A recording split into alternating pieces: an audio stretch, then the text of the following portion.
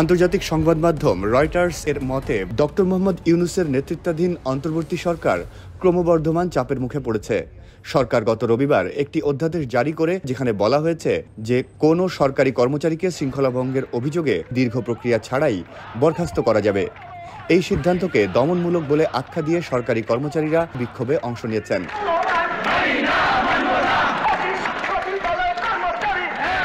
সোমবার থেকে সরকারি প্রাথমিক বিদ্যালয়ের হাজারো শিক্ষক অনির্দিষ্টকালের ছুটিতে গেছেন।